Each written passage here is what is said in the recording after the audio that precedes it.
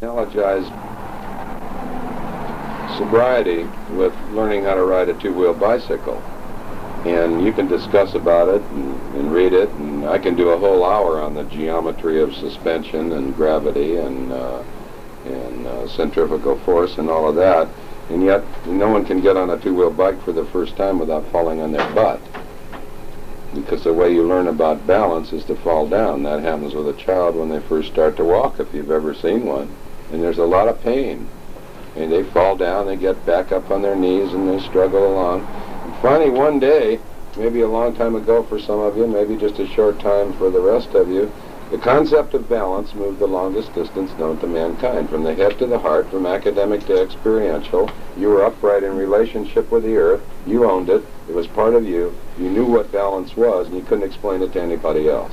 But you knew. And that's what I mean when I say that you either know or you don't know.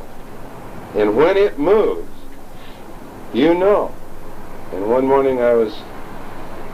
day I was walking down the street, and all of a sudden I realized that I was walking with my head held high and my shoulders back for the first time in many years.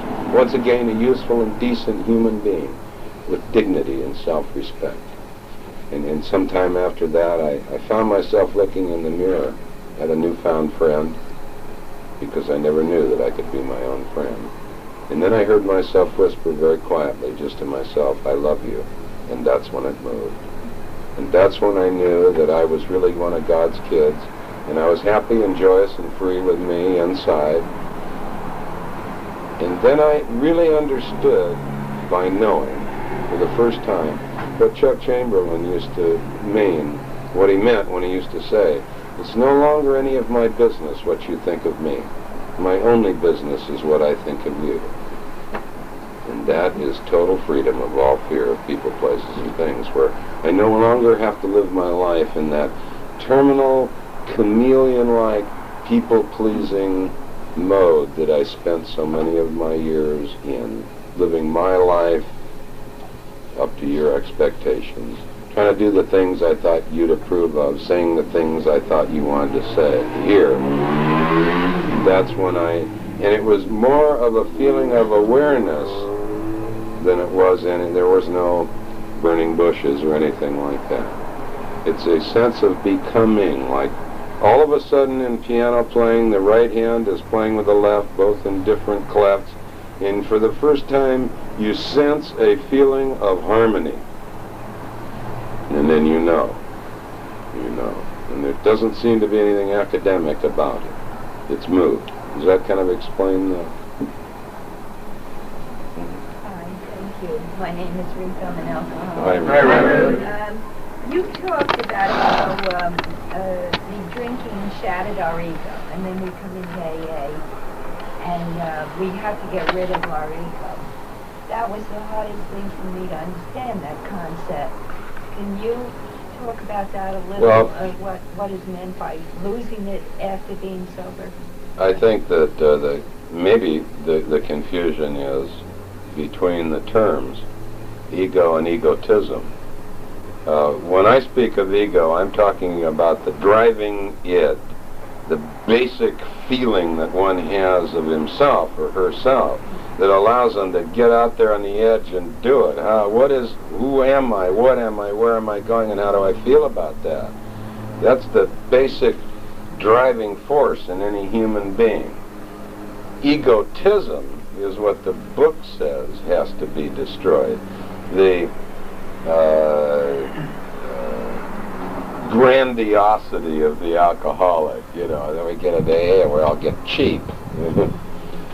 The grandiosity, the self-centeredness of the alcoholic, this is the ego that they're speaking of that has to be smashed, not the center core.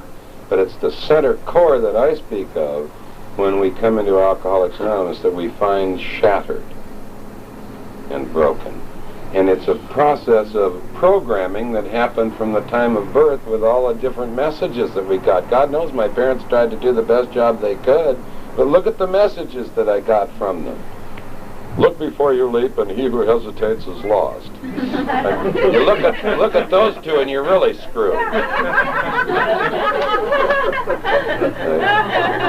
I'm afraid when the lights are out, there's nothing there when the lights are out that wasn't there when the lights are on. Fine, then leave them on. You know, and then they put you to bed with that all-time serenity prayer, right? Now I lay me down to sleep.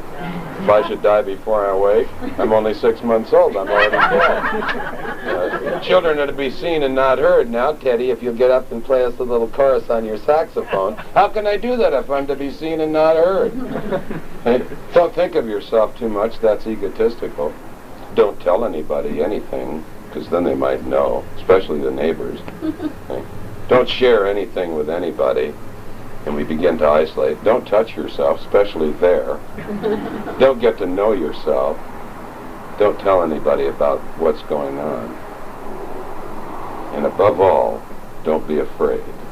Then I go to my parents and I say things like, God, I'm really bothered. Nobody seems to like me in school. Well, you don't have any right to feel like that. You're good looking. You have a good personality. You just get out there. Now I got 2 problems. I only went to him with 1. Not only am I terrified and egosensitive, now I find I have no right to feel that way.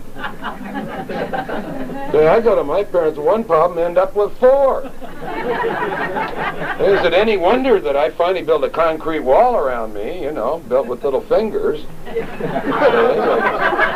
Don't get close to me, you're going to die. You know, I almost died trying to keep everybody from finding out who really lived in here. And I damn near made it. And so is it any wonder then the alcoholic, and I was talking to someone earlier about this, we have the sense of perfectionism on the one hand, and then these incredible expectations of ourselves. So we set goals for ourselves that are totally impossible. I'm going to wallpaper that wall, and it's going to be plumb level and square, and all of the patterns are going to, you know, and then there's a little corner down in the end that doesn't quite match. You got to see it with a magnifying glass, but it makes us crazy. Like the woman I love that said she finally decided she was a little bit obsessive when she found herself down on her hands and knees cleaning the burner of her forced air furnace with an eyebrow pencil, an eyebrow eyelash brush, you know. So we set these goals for ourselves that we can't possibly reach, then we fail, which reaffirms the fact that we really are useless. Okay? I painted a wall one time not too long ago, and I could still see the patterns of some obtuse freeform thing that the former owners had put on the wall. I could still see it through there, and I thought, that's good enough, damn you, isn't that neat? You know, because it just no longer has to be perfect, because, see, nothing's perfect. I think we're kind of God's hobby. Yeah, look. Thank you so much. I loved your keep it simple for the whole 12 steps. That was wonderful.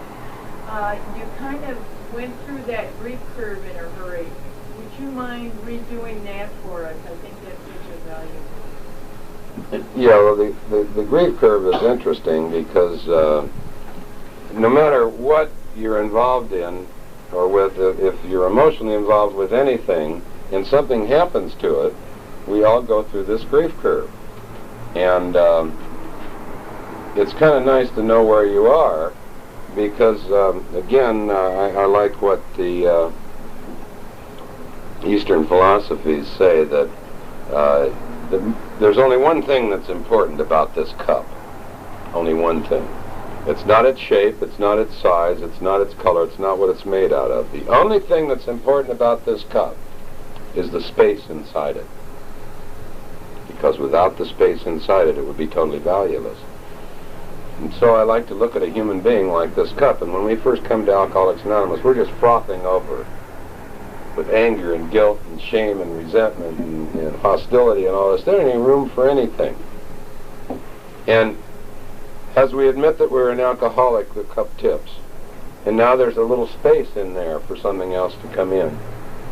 And as we move down the grief curve, which is the same for coming to grips or with the idea that we have a problem with drugs or alcohol as it is with any other emotional involvement, because anything we're obsessed with, we're emotionally involved with it. I gotta promise you that. So whether it's a dented fender on your car or the loss of a loved one, the depth of the curve and the distance between the two upright portions, the depth of it will be a function of the emotional involvement, how emotionally involved you are, and the distance between the two ends of it will be a function of time. And in Alcoholics Anonymous, we can shorten this up through the 12 steps. So at the top left corner is denial. How could that fender be dented? God, that, you know, it's impossible. Like the alcoholic driving along with a blowout. Gee, that poor guy next to me got a blowout. Yeah, the alcoholic doesn't get into admission until the axle starts coming out. You know. And so, catty corner across the curve from denial is admission. Okay, which is step 1 and 2. And the next place down on the left-hand side is rage and anger. What right did he have to bang into my car? You know. Okay. They had no right to go public and issue stock and do away with the $1 million a year loss of this section of the business and fire me. They should have just gone ahead and enjoying that $1 million a year loss is what they should have done. Okay. And across from that is acceptance. Down on the lower left-hand corner is guilt. God, if I'd only started a little earlier, my car wouldn't be smashed. God, if I'd only noticed things going wrong with her before. If only, what if? That's guilt. Depression at the bottom. God, this is depressing. Same thing in alcoholism. Denial, admission. Okay, God, I can't be an alcoholic. Then you'll go through it, if you're new, incredible anger and rage over discovering that you're an alcoholic. How did this happen to me? You know, God, and then guilt. And blaming. You know, ACA, Adult Children of Alcoholics, that's a trip. They ought to give teddy bears instead of chips at those meetings. I don't know if there's any members of ACA here, but the meetings I've been to, I have heard absolutely nothing about solution. I just hear them living in the problem. They love it. Blaming, now I know why. Goddamn parents of mine. At any rate, that's my own personal opinion. Then guilt again in alcoholism, giving it up. You know, God, if I'd only controlled it a little better. And then depression, and then suicide down off the corner if nothing happens. And then moving up the right side is admission. And you can parallel the fender thing, you know, or the loss of a loved one or alcoholism. The curve is always the same, no matter what's going on. And then, oh well, the fender's dented and the job's gone, and they'll just call my insurance company, and up into acceptance.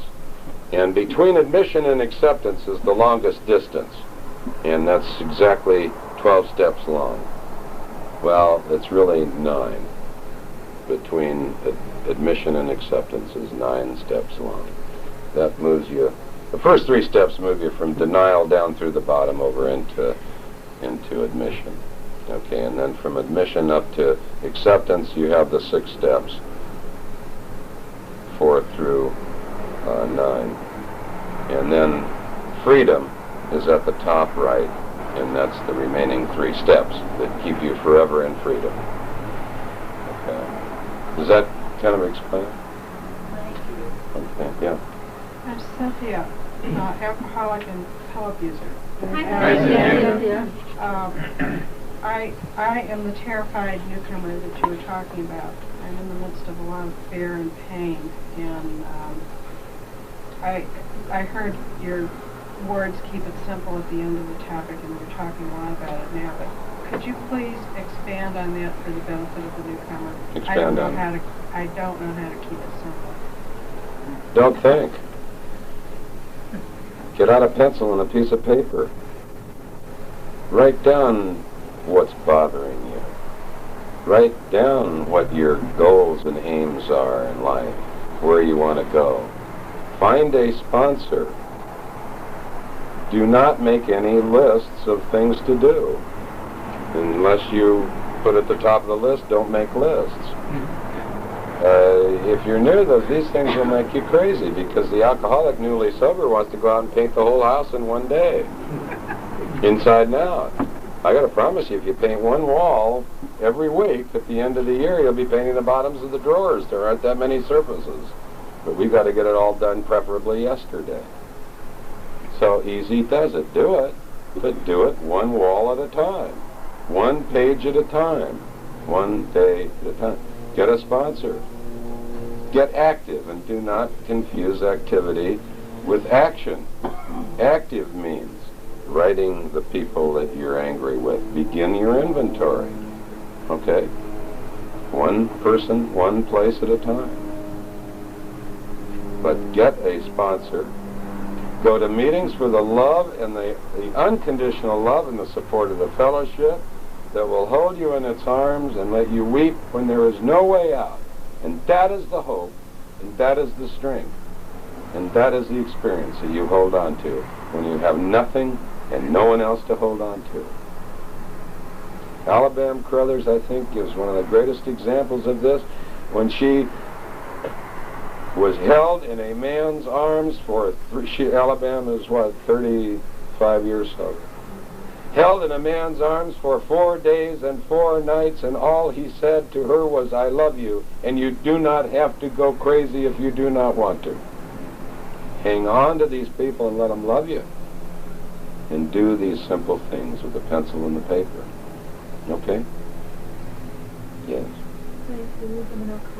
Hallelujah. I wondered if you could speak a little bit more about the 10-step inventory.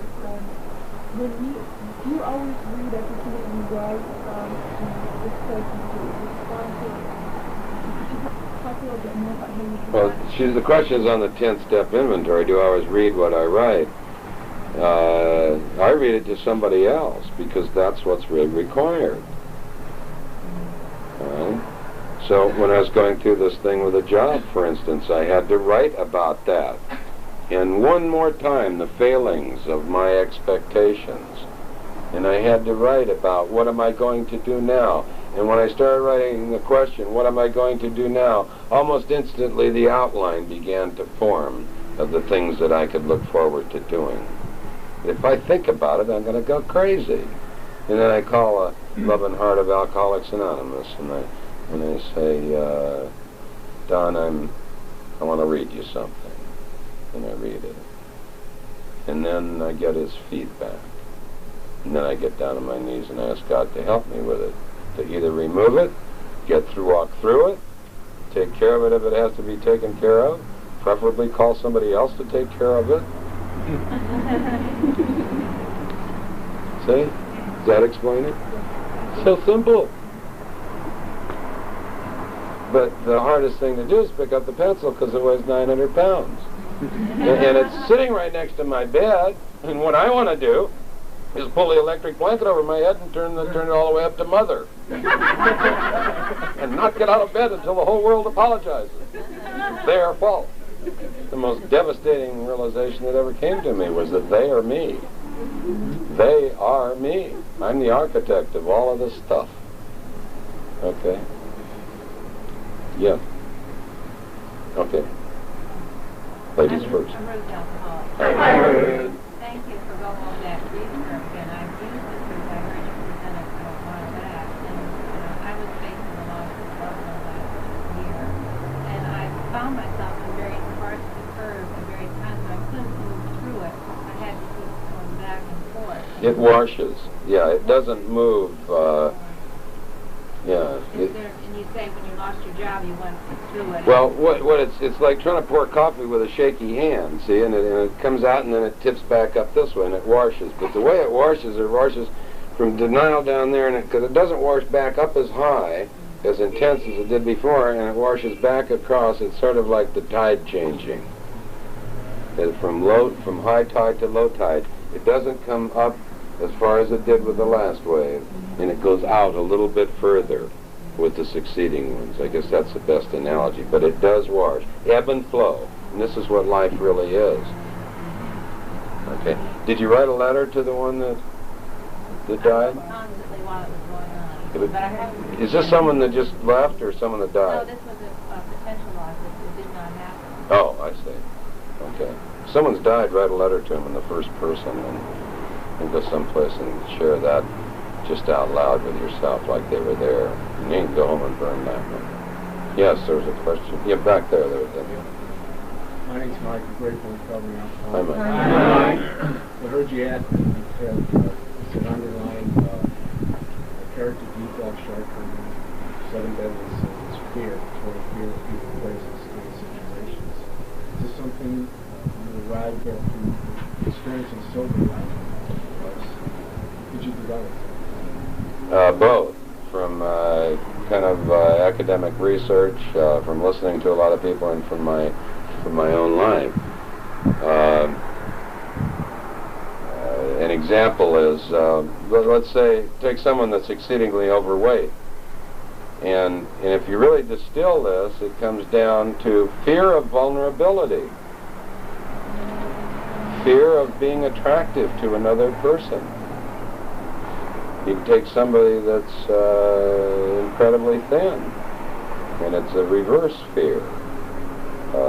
People that are failing in business, it's a fear of success. People that,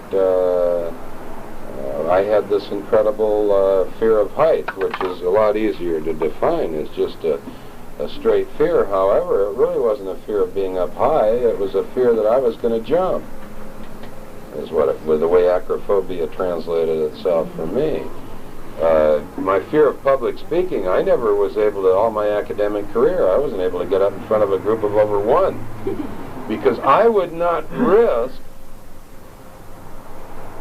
I was so fearful of your ridicule and criticism. And I translated that into an inferiority complex. And I said, well, I've got an inferiority complex. But what it was a fear of criticism, a fear of vulnerability. A fear of just getting up and saying, hey, here I am, baby, if you don't like it, see?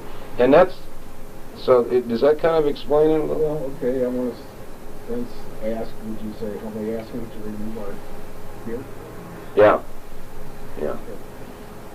There's another prayer that I found kind of works a little bit better, and that is, and I did this with smoking. I did quit using the program for 3 years, and then, like I said, I started again, which was my own self-will run riot.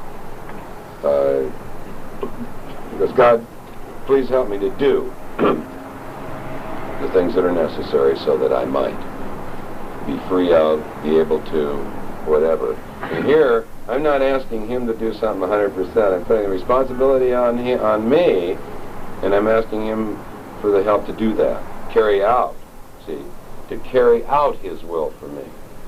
Help me to do whatever's necessary so that I might find an appropriate employment. And all of a sudden I find the vistas opening. If I asked him to find a job for me, it ain't gonna happen, baby. I love the guy that said he waited so long for his ship to come in that the dock fell down. Does that help? Anybody else? Yes. I'm Vivian Alcoholic. Hi. Thank you for sharing, and thank you. Lately, I want to know how you cope with it. I've found that I have a resentment toward speakers that do go into long. The other night I went to a meeting, and the speaker spoke for like 45 minutes. In the last 5 minutes, he looked at his watch and said, I only have 5 minutes left. And he said, I haven't gotten sober yet. And he's been sober 17 years. And as I left the meeting, about 6 people independently remarked to me they felt like getting drunk. It was all facetious, obviously, but anyway, I was really angry when I left that meeting, and I'd like to know ways to handle that, or how you would handle it. Why were you angry? I was angry because I really felt like drinking, and I thought I went to a meeting. Why? Why? Why did you feel like drinking? Because I felt. Oh, because I wanted to drink, no doubt. Why did you want to drink? I'm an alcoholic. That's not acceptable. Oh. What were you feeling? Angry and resentful. Why were you angry? Because I guess I got bored. listening to Bored. sales? I'm not exactly sure. Why do you think? Well, you have to write it to really find out. But let's just say that what you told me was the truth. Let's say that you were just bored. So that means that boredom brings back the desire to drink with you. Would that be true? Would that be a true statement? Certainly. All right. Why are you bored? In that meeting. In any instance, why are you bored? Lots of things. At that particular Are you time, bored because enough is not going on to distract you from yourself? Possibly. See? What this means is, if you distill it again, boredom equals fear of being alone. Because I am boring to me. I was so boring with me, I couldn't stand it. Because, you hear this great thing, well, I'm going to go home and think it over. Really? With what? I mean, I had no new input, but I'm going to go home and think it over. And I was boring. If you really want to hear something boring, why, you listen to some drunk really getting drunk and saying the same thing over and over and over. You really learn about ad infinitum in a hurry. See? So what I suggest is that let's write that down, and then I would want to look at why I am bored with me. I really don't like me. And many times when we're new, the reason we went out there to the bars and the movies and all that is distraction and comparing ourselves to others so that I could say, well, if I ever got that bad, I'd quit. And all this great rationale that really doesn't work. But then all of a sudden you take the alcohol away, and now I'm faced with the only person I got to live with, me. Oh boy, what a sentence. See, what I have to do for me is I've really got to get interesting to myself. I've got to look at my capabilities and what I like. Do I really want to go out and listen to the birds sing and go to the zoo, or do I want to? I found myself writing not too long ago, about 4 years ago, that I wanted to get my pilot's license again. And all of a sudden I'm picking up an adult education thing from the city of Torrance, and I go, what do I want this for? Well, it's there on the table. It must be for a reason. And I opened it up and said, aeronautics school, $50. What the normal aircraft pilot school charged $300, $350 for. It was $50 plus the supplies, and the last meeting was the FAA test. I've got to start writing down what I want to do in my life and where I want to go, and then I can listen to the most boring speaker, and I can begin to maybe compare them with me and say, boy, I'm really glad because I was that way when I first started speaking, because I didn't have any sobriety to talk about. So I was 90% drunk-a-log and 10% sobriety. Now I'm sober 18 and a half years. It's reversed without my even thinking about it. And people say, why don't you talk about, filling the windshield washer bag with booze and drinking out of the pipe under the dashboard? And all. It's no longer important. The sobriety is more important to me than all of that stuff, driving a mammoth with a deer in the back seat of the car, establishing the world land speed record on the Coronado Ferry and stuff like that. Does that kind of help? And so we need to write about it. Okay, yeah, one more. Hi, Hi, Sue. I'd just like to know, how do you know when it's dark for a woman? Well, the question was, how do I know when it's God's will or mine? And all I can say is that if I'm truly one of God's kids, then He wants only one thing for me. He wants me to be happy, joyous, and free. Because that's the way I was when I was born, before it all got shattered and broken. And if I'm anything other than that, then I am doing something to cause that. People say, how can I be happy? Very simple. Stop doing the things that are making you unhappy. See, happiness is simply a state of being that we don't understand as alcoholics, because we get it confused with high elation. See, we only knew high elation or suicidal depression. We didn't know anything about happy or serene. They're all in the middle. Nothing. See? Like I said, your left arm is probably real happy right now. But it's not jumping all around and waving it and everything, because it's not in high. It's just happy being. So if I feel inside here where I live the discord and the dissonance and the disharmony and the dis-ease, the pain, that's God's signal to me, my body, telling me that I am doing something to cause myself pain. That means it's not God's will. Because for me, I think my will hurts, his doesn't. Okay. And then I got to write about that and find out what it is that I'm fearful of, and I need to practice those principles. Okay, I'm sorry that the time is gone, and time is all we have.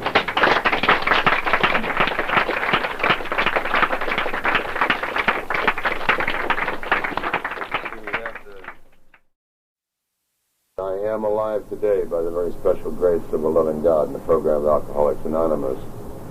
That covers an entire spectrum. I virtually died 6 times in my life, so death holds no fear for me whatsoever. I have sat down across the table from death and talked to him just like I'm talking to you 6 times in my life. And as a result of that, I have found some interesting philosophy in the way that I look at life and death. And that philosophy has woven itself easily and simply into the program of Alcoholics Anonymous, because I find today that it's really all one, and that we are all on different paths towards exactly the same goal. And that makes it very simple. I have an extremely simple philosophy, and I have an extremely simple way of looking at life. As far as my view of God, I love what the great Swami Prabhupada said, and he said very simply, I really don't care what you call him as long as you call him. Or her, or whatever. You know. In the latter part of March of 1968, I came out of my last alcoholic blackout in the intensive care unit of St. John's Hospital, and I had it all. Alcoholic gastritis, cirrhosis of the liver, hemorrhagic pancreatitis, 2 ulcers that were hemorrhaging. I was bleeding from every opening in my body. My blood pressure was 60/40. For those of you that don't know what 60/40 is, that's serene. Criminal serenity. And they'd pushed 7 pints of my blood type, and the bank was empty, and that was the end of that tune. And the doctor looked at me and he said, "You're dead." And I was beginning to get interested by then, because I figured out he was talking about me. And then he said one of the most inane things I've ever heard anyone say. And he said, "If you don't promise me you'll never drink again as long as you live, I won't even treat you." I promise. You know. And 10 days later I was drunk again, and he told me I had not to do that anymore. And I admitted some 10 years before I got to Alcoholics Anonymous that I was an alcoholic. And I used to come to your meetings regularly, about once every 2 years. And in those days you were all old. Some of you were 40. And what was a high stepper like me doing in a dead-end outfit like this? And my picture of Alcoholics Anonymous was dim, dismal rooms with old people lined up around the walls with their heads in their hands, and nobody paid the light bill or the heating bill, and it was all over. And the things that I heard in those early meetings with my keen academic mind, because I am an academic genius, I interpreted just exactly the way I wanted to. And I heard things like, "Well, in Alcoholics Anonymous, all we do is just don't drink." And I thought, well, isn't that zippy? I had not drank for 2 whole weeks in 23 years, and I got to tell you, for me, life was unacceptable. I mean, he'd taken my whole coping mechanism away from me and replaced it with nothing but terror. And insignificance, and not a part of, or belonging to, or measuring up to, or any of that stuff. And so who needs that? And I've heard through the years many of those same inane statements from these podiums, and they disturb me deeply. The one I hear with disgusting regularity today is, "Well, all you have to do is just keep coming to meetings and don't drink." Oh, that's wonderful until you come to meetings and drink. You know, I don't know how many of you had the privilege of attending Joe and Charlie's seminar out here in the Palisades on The Big Book Comes Alive. Well, I want to tell you, you missed one of the greatest experiences of your life. Joe McQueenie was the spiritual speaker on Sunday morning at the Montreal 50th anniversary of Alcoholics Anonymous. He was the first black member of Alcoholics Anonymous in the entire state of Arkansas, and they thought he was there to as a sit-in.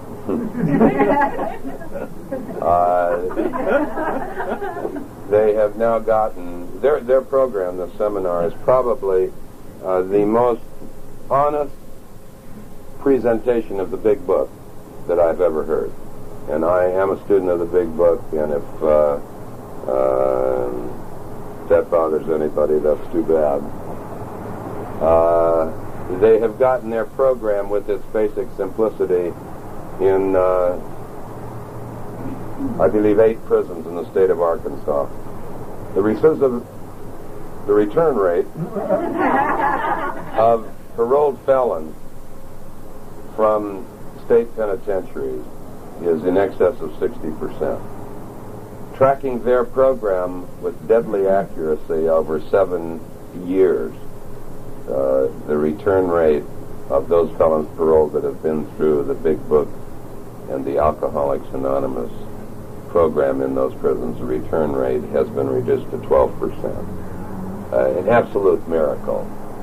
And Joe and Charlie do this seminar on The Big Book Comes Alive, and I have met them a number of times. I met them when I was speaking back in Little Rock and visited the 12-step house that they virtually built with their bare hands. A magnificent thing. We have some out here that, many of them that I try and help support, that are, of course, of equal stature. I think the difference is that the ones that are back there are the real low-bottom drunks, and they take care of that house like it was a palace. I've never seen anything so clean and well-kept in my life. A facility of that nature.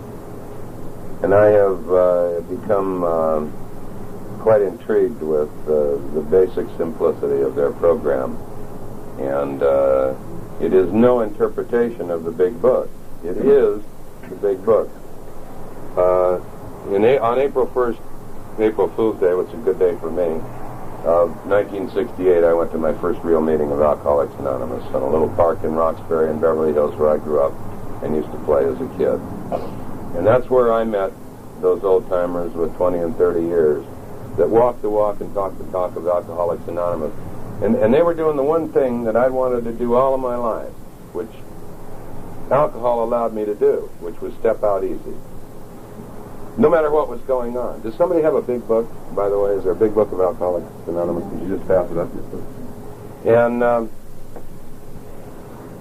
since that time, I have never listened to, thank you, any people who stand at these podiums and say things like, well, my life is so wonderful and my finances and my job are just wonderful, my relationship is marvelous and I have such a wonderful program. See, because when it hits the fan, when the heat's on and the hammer's down, I've seen most of those just go get drunk. The ones that I watched were the ones of their lives, their health, their relationship, their finances falling apart in the kind of program that they had. And those are the ones I watched. Those are the ones I watched. And my life is not all that zippy today. In November of this year, I found it necessary to separate from my wife for 16 years. And my little daughter that I brought to this meeting 3 years ago, she's 14 years old now. And a couple of weeks ago, I moved them down to San Diego, and that was not easy. In March of this year, however, I have to inject that everything is really neat with my daughter. And my wife and I are friends. And there was no high drama or intrigue. And it was only through the program of Alcoholics Anonymous that we were able to do that without any of the tremendous bitterness and infighting and resentment and all that I've seen in so many relationships that have broken up. In March of this year, I had a 6-figure income job evaporate, and there's been geographic changes for me. So at the age of 57, when most people are thinking about retiring and thinking about slowing down and taking it easy, why, I'm back out on the edge again. I'm back out on the edge. But it's a curious thing. I was reminded, I was thinking the other night about that, and the time I took my daughter to ride on her first merry-go-round, the carousel. And I was about 6 or 8 years sober then. And she said, "Daddy, why do I have to get on the big, fast, white horse out on the edge?" And without thinking, I said, "Because that's where life is, honey. See, that's where it happens. Life is what's going on while most of us are waiting for it to happen." I love Dennis Waitley's description when he says, "You see, every day is the Super Bowl in life. Every day is the big game." See, and there's no timeouts, and there's no substitution, and the clock is always running. And that's where we are out on the edge. And I said, "That's where you got to be, honey, because that's the only place you can grab the brass ring." See, and I've grabbed that brass ring many times in my life. And sometimes I've let it go. Sometimes I've lost it. Sometimes I misplaced it. And sometimes it was taken away. And no, nothing that I could have any control over, such as the job was in March. And so I'm back out on the edge again, but that's where I like to be, because that's where I lived all of my life, out on the edge where it was happening. And because I was able to watch those guys with that kind of program, I can report to you today that since November of this year, there has been approximately 2 hours of incredible anxiety. 2 hours. No fear. No fear. There's financial insecurity, but there's no fear.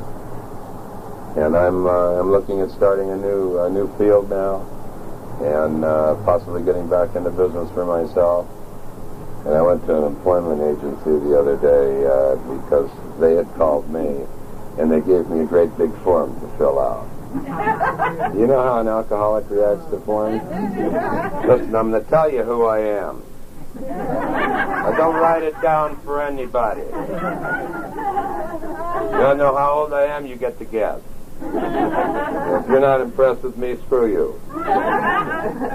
And all of these things, this incredible ego and self-centeredness that just comes out to the fore, without my summoning it at all, And then I get to divorce myself and sit back and laugh at myself and watch myself go through that.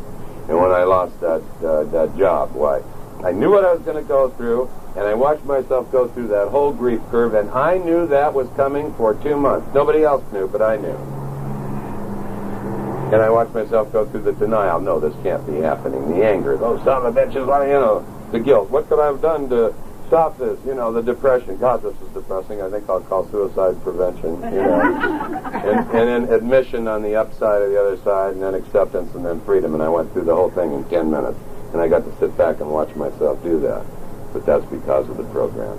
Because today, because of guys like Joe and Charlie, I know why I drink, finally. It's because of the 12 promises in the big book of Alcoholics Anonymous. That's why I drink. Saying, this guy's got to be crazy. But you've undoubtedly heard that most alcoholics drink because of the way it made us feel, right? I'm going to tell you how alcohol made me feel. That's the 12 promises in the big book. Whenever I drank alcohol, I would know a new freedom and a new happiness.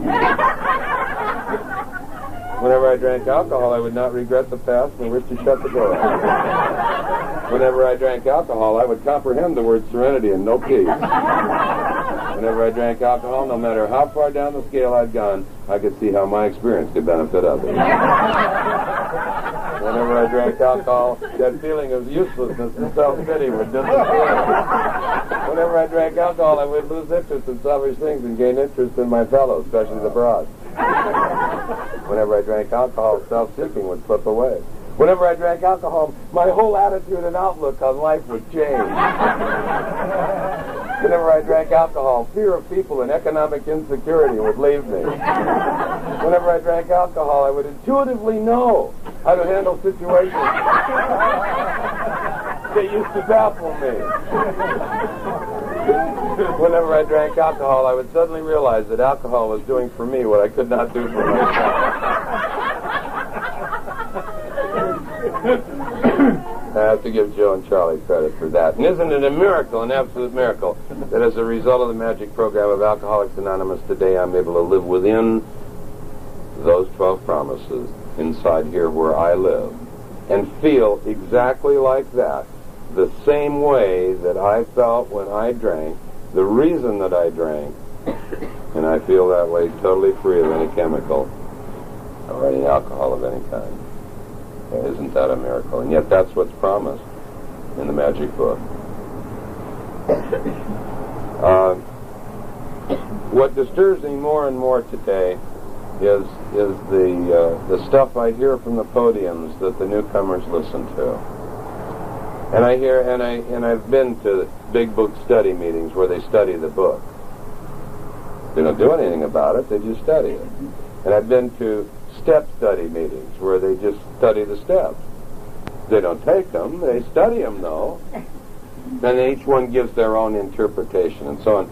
In the few minutes that are remaining, I'm going to go through the 12 steps and share with you what I have found through my experience, or what I have heard from the ones that were successful, the ones that died almost totally comfortable inside as a result of the program, because the program promises a number of things. It promises me that I can find a way to live my life comfortably with unsolved problems. Comfortably. I couldn't believe that. It promises me those 12 promises. On every page of my big book there's a promise, and they've all come true for me as a result of the program. And I hear so much nonsense from these podiums, and I do not know what book they are reading. I do not know what program they're following. When I came to Alcoholics Anonymous, pretty much the meetings were the program, but now they're not. And when someone says, well, all you have to do is go to meetings, well, I thank God for the love and the support of the fellowship that allowed me to keep coming back until I could find my way. But the meetings are not the program. There is only one way for an alcoholic to obtain and maintain his sobriety, and that is through the program of Alcoholics Anonymous. There may be some other ways, but I don't know about them. This is the basic text of Alcoholics Anonymous, and the reason I can say that is because that's what it says on the first page. This is the basic text of Alcoholics Anonymous. And as a textbook, it must be read from beginning to end. And most people think that it starts with chapter 5 on how it works. Well, that's like taking a kid in his first day of math class and saying, well, we're open to chapter 5, we're going to do algebraic formulas. And he doesn't know, he hasn't studied chapter 1, which talks about adding 2 and 2 to equal 5. The book is designed for a number of things. It is designed as a textbook to convince us of 3 basic ideas. A, that we were alcoholics and could not manage our own lives. B, that no human power could have relieved our alcoholism. And C, that God could and would if you were sought. Not found, just sought. The first 4 chapters, including the doctor's opinion at the beginning, are designed precisely and exactly to convince us of those 3 ideas. To explain the exact nature of our disease, because alcoholics, by and large, are terribly inquisitive, and we need to know why. I've found out that knowing why is the booby prize of life, but there are a number of people that think Chapter 5 is entitled Why It Works, but it's how it works. There's another way to get convinced of those 3 ideas that you hear at the end of that portion of Chapter 5 read at every meeting.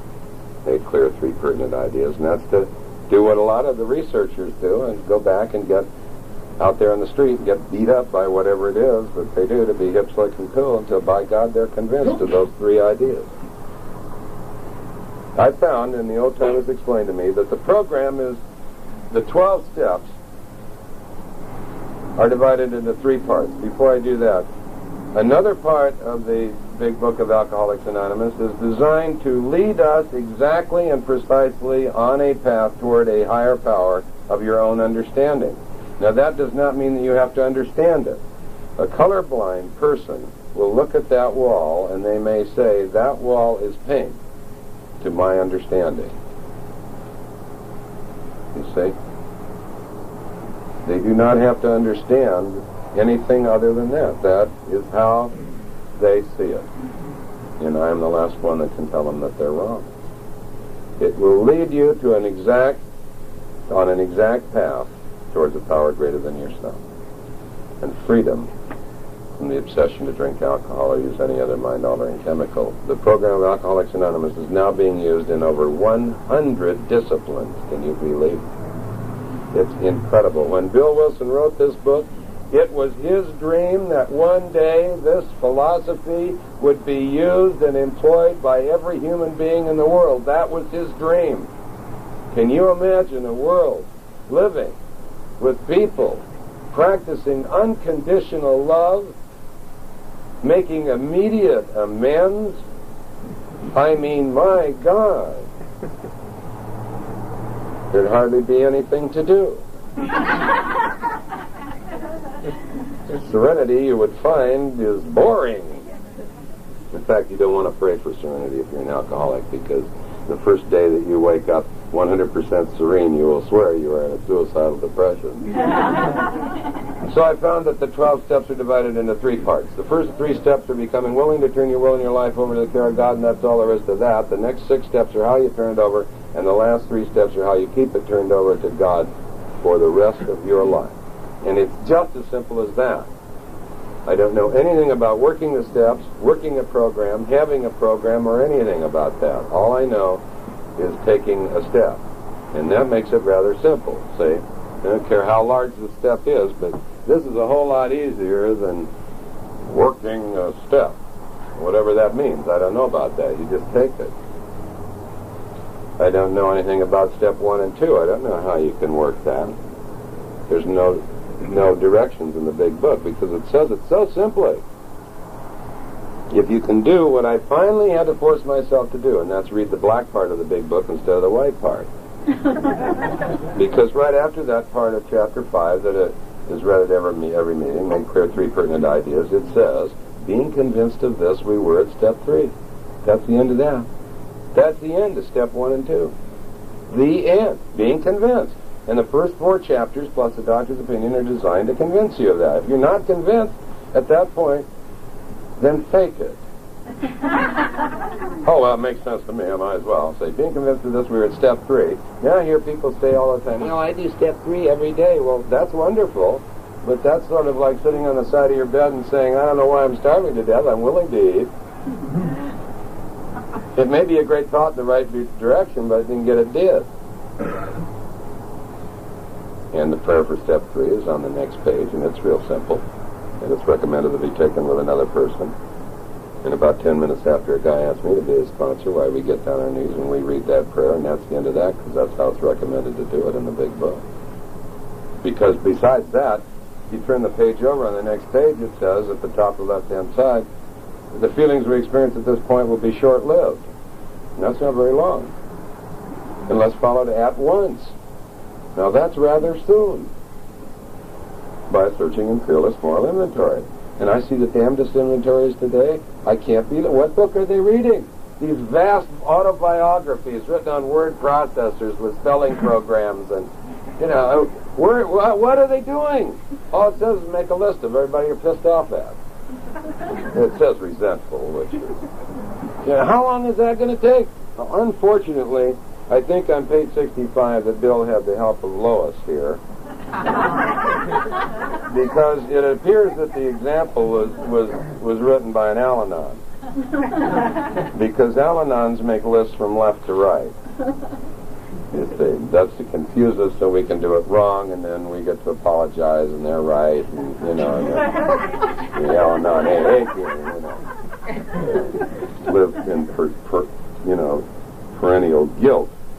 And so most people try to work this thing across here, and they get a about to the second one, and they're just really messed up. Joe and Charlie from Little Rock have the greatest guide for a 12-step inventory I've ever seen, and I've seen them all.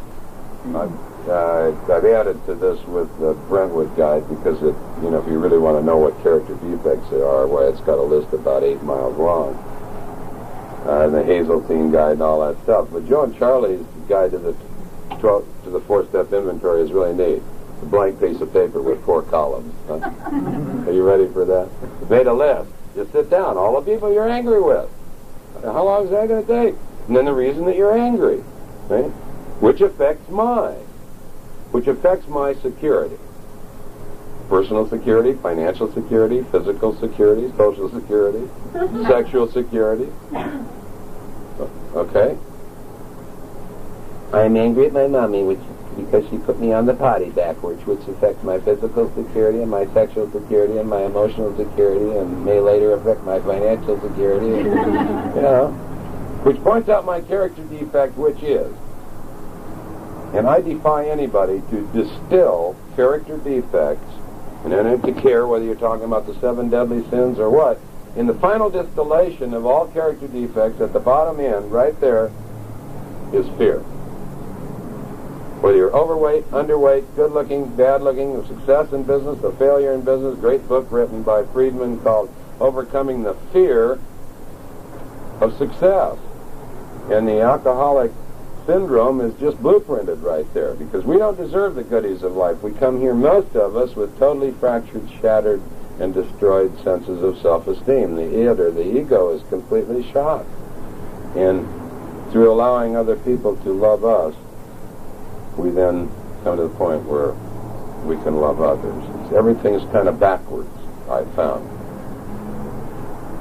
So this is real simple. You make a list of all the people, and then you go to column 2. The reason that I'm angry is because, which affects my, in column 3, and you go from top to bottom, which points out my character defect in column 4, which is, and that's it. And then you do it with fear, and you do it with sexual deviations or sexual problems, and you write all of those down, making love to goats and chickens, and,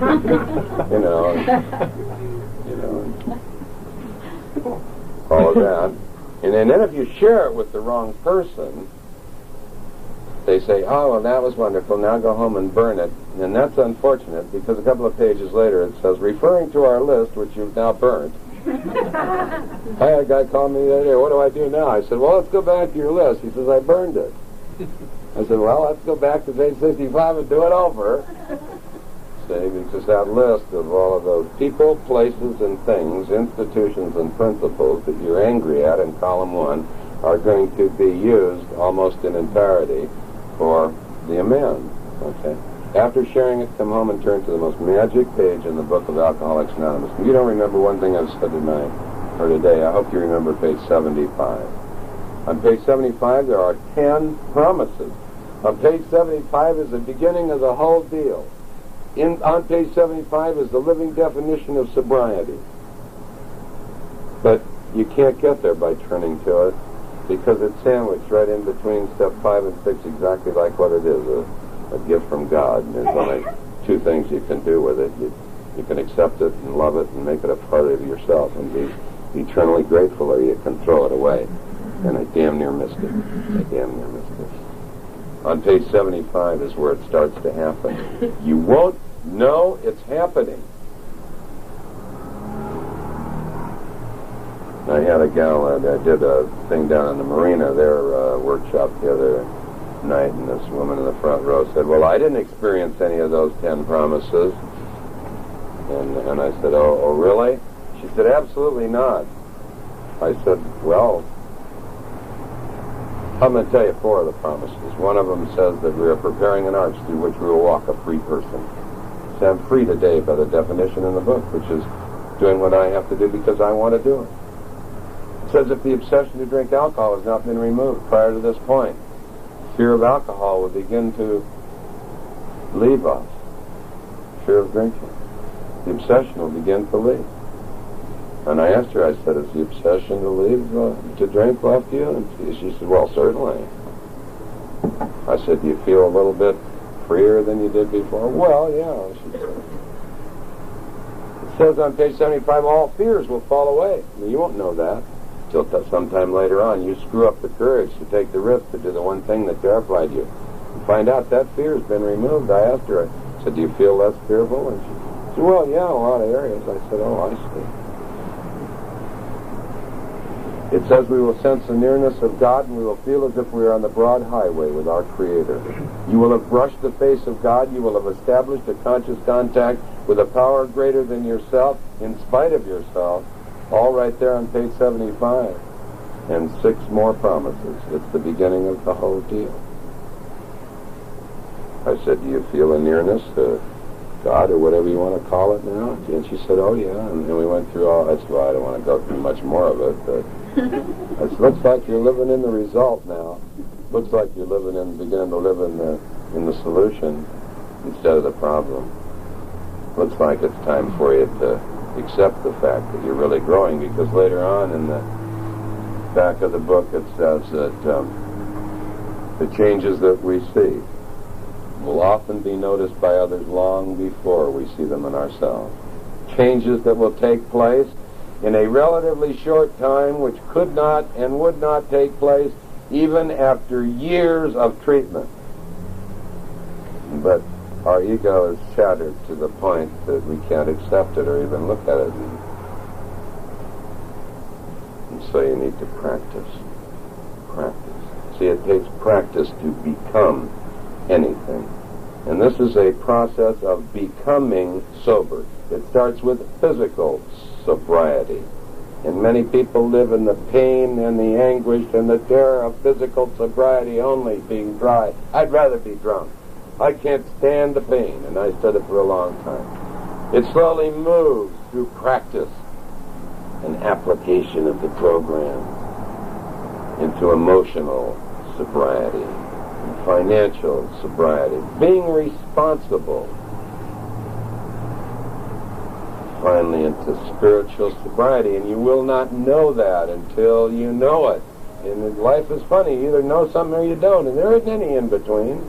You can explain something to some people and they'll say, oh, I know. Like a pediatrician explaining to a woman what it's like to have a baby. How do they know?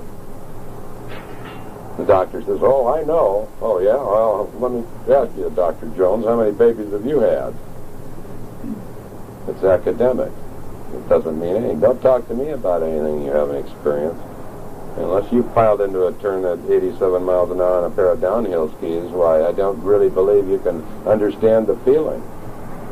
You know, I cranked an airplane into an 8.360-degree roll. I don't really have been down in a deep-sea diving helmet. I've been all those places. This is why we can talk to other alcoholics to see. If you're new, we've been there. We know the way. See, we've walked all those miles in your shoes and lived behind your eyes in the terror and the loneliness and the despair and the anguish and the shame. God, don't ever talk to an alcoholic about shame. Don't you feel sorry for what you did and the way you acted? No, not really. I just think I'll kill myself.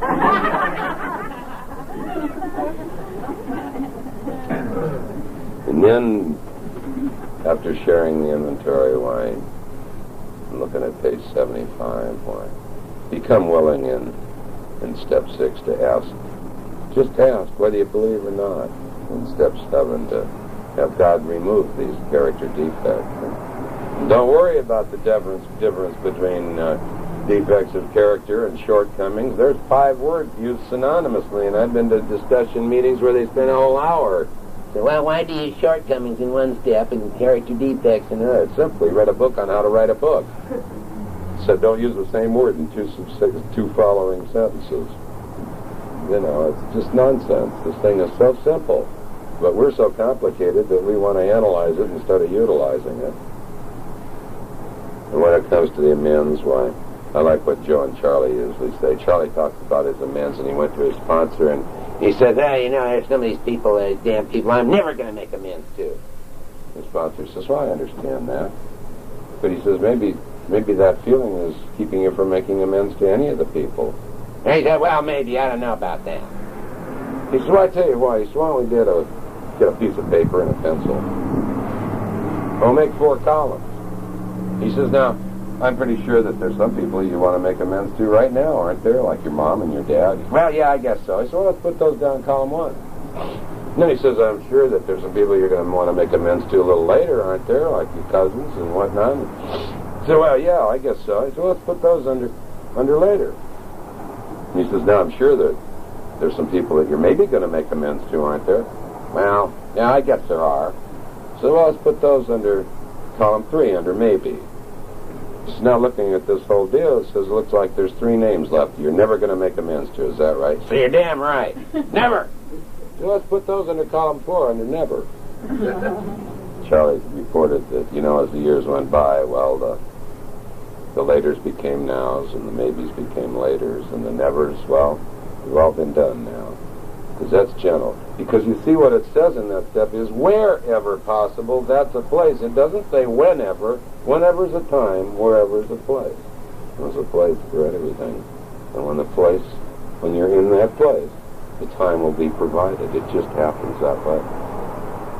And now it all doesn't make any difference anyway because you're stuck into step 10 for the rest of your life. First 3 steps are becoming willing. The next 6 steps are how you turn it over, and the last 3 steps are how you keep it turned over for the rest of your life. And in step 10, we find 4, 5, 6, 7, 8, and 9 all in one. If you miss part of it, it won't work. The first half of that step is how you turn it over. Now, I hear a lot of people say, well, just turn it over. How do you do that? I don't know. Just turn it over. You're not working your program. It'll make you crazy. The guts are already falling out all over the floor. So what I have to do when I feel that pain of, I kind of have an idea what the difference between God's will is and mine. It's so simple for me. Mine hurts, his doesn't. And an item on pain, if there isn't any pain in whatever it is that you are going through, then it didn't mean anything. And so pain can be turned into a positive. The loss of someone or something, like my job and my daughter moving away and my wife. If there was no pain, that would have meant to me that all of that investment in time was meaningless. Now, wouldn't that be tragic? And so I can take that pain and say, wow, that really hurts.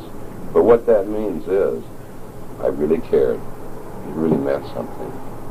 And so it's good. It's good.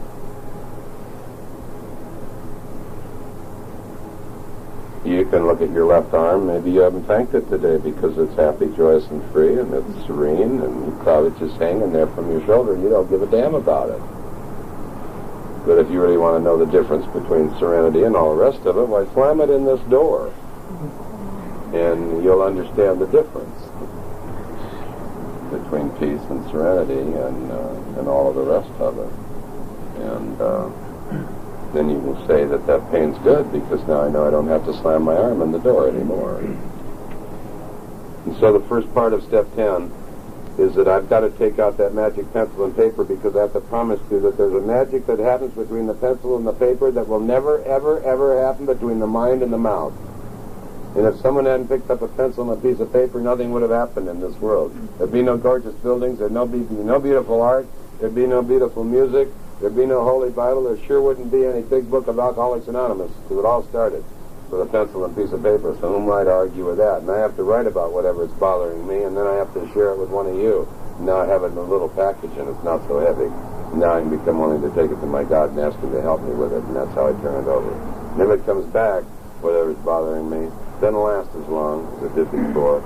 If it comes back, it doesn't have the power it had before, and if it comes back, well, it doesn't come back as often. But if it does, I just do that over and over until finally it's relegated to the scrap heap of serenity, never to return.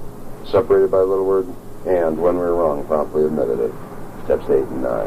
And so in step 10, I have the magic God-given tools that I dare not leave my home with any morning. They're guaranteed to allow me to live my life comfortably with unsolved problems. And I need not live with or experience any guilt, shame, fear, or resentment, not one instant longer than the distance between the pencil and the piece of paper and the loving heart of Alcoholics Anonymous, because my God's with me all the time. And that's just how simple it is. Step 11, Sought through prayer and meditation to improve the conscious contact that you made somewhere back there between step 5 and 6 when you brushed the face of God. You established it then, praying only for His will for us and the power to carry that out. Step 12. Having had a spiritual awakening as defined in the Big Book, which is a personality change sufficient to recover from the disease of alcoholism. We tried to carry this message of our personality change to the alcoholic and practice these principles of honesty, open-mindedness, and willingness, because that's how it works. H-O-W. And humility, defined in the book as the willingness to become teachable. So simple and gentle in our daily affairs. And it's just as simple as that. I love every one of you from the bottom of my heart. And I think that the greatest message I have this morning is the last word that Dr. Bob said before he died. He said, for God's sake, tell them to keep it simple. Thank you.